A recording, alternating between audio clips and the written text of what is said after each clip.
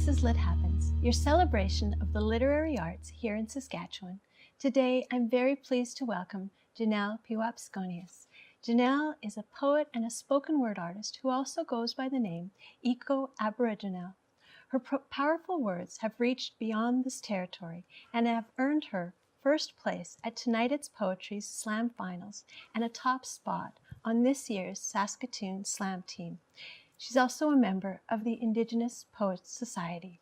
Janelle, welcome to the show. Awesome. Thanks for having me. So I've been delighted to see you share your poetry at several events in the last couple of months. Mm-hmm. And I just wonder if you could tell me a little bit about what got you started down this journey as a poet. A lot of different things, really. I was always feeling like I should be an artist since I was a child, and I didn't find it until my adulthood. And it came to writing poetry and doing performance art, but the more deeper level of it is I wanted to share my stories and my perspective about certain issues, lived experiences, my perspective as an Indigenous woman, as a single parent, as someone who grew up poor, other perspectives I don't necessarily get to be shared with people like me, right down from when I was born and raised in the reserve. Like, there's no positive stories that I heard about Indigenous folks. So when I found this passion and this skill, I suppose, for sharing those stories and perspectives, it was very empowering to me, because now not only you have to listen to me for 3 minutes on the stage, but it's a chance to share a perspective that I don't know is necessarily celebrated or even respected or even known about. And so it's a personal thing. It's about growth and being able to do that, but it's also for my people and being able to share those perspectives and show even just little girls and little boys that, you know, you can make it too. And you said the word empowering and empowering yourself, but you're also, through your stories and through your poetry, through your voice, you're empowering other voices of people who might not think that they have a voice. So it's wonderful work that you're doing. And I listen to you, and you speak about the connections to the body and the connections to the land, and those are striking and so vitally important to what we're seeing going on in our whole world right now. Yeah, I think that my friend Kevin, he mentioned that, you know, policy and poetry will change people's hearts and minds and change the future. So I think that being able to read our poetry, we're able to shift the way people think, maybe give you a sense. It was Idle No More and their spoken word poetry that actually kind of made me light on fire, that gave me goosebumps on my skin, that kind of made me fall in love with it. So I think that, yeah, I really would love to see more people doing that and sharing those perspectives, and then also gifting people with some more compassion for our issues and our plights, and hopefully, you know, build a better community that way. And the Indigenous Poets Society is doing such fantastic work in that avenue, I suppose. It's pretty neat.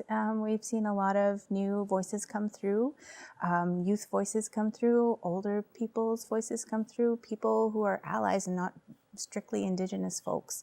And we celebrate those voices as well. And I hope that there's more people coming out to read on our stages and our community stages, so that they know that they have a safe space to share some of their vulnerable things, because it's hard. It's really hard to share your heart with the world and know you might be judged. Well, would you like to share a poem with us? Share your heart with us right now. Sure. This one is called, it's a long title, and I'm bad at titles, but Raising a Son in a Country That Has Colonial Amnesia.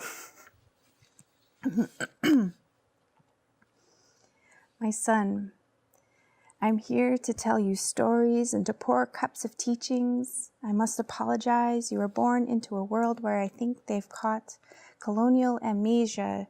Trust me, I'm not the first voice to say this. We have been calling this out all along, and I can hear them.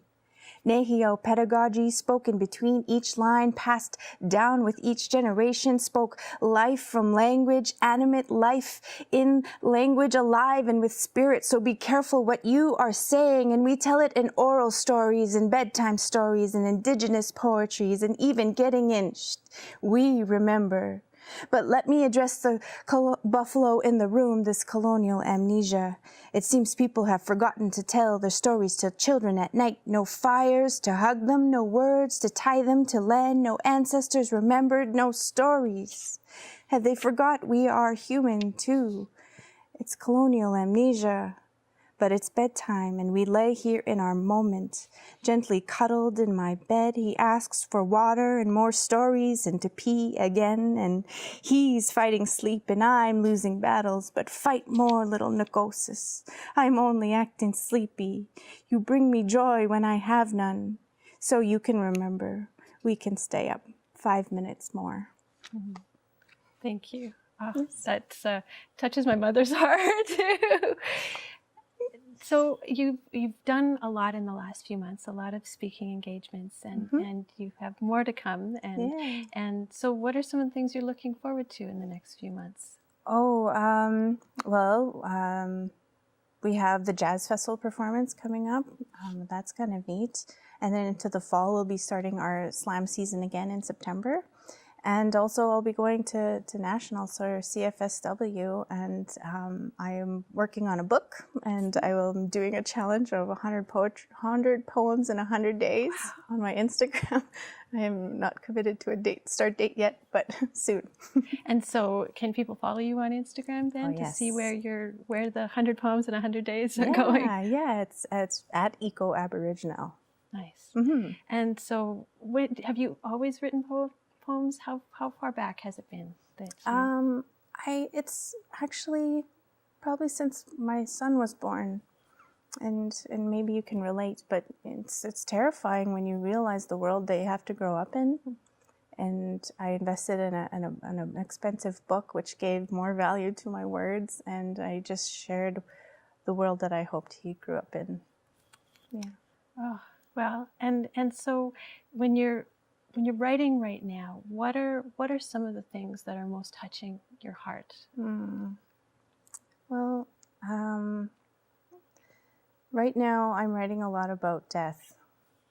Unfortunately, I've lost a lot of people, but also, the cliche, you got to value life and stop to smell the roses and all that. But I'm writing about something a bit different than that, but along those lines. And it's a topic that scares me, but it's also intriguing to write about, and it's making me appreciate what I have more around me. That's for sure. Oh, well, thank you. That's poetry is powerful, and it's such an honor to have you here with us today. Yes, thank you. Thank you.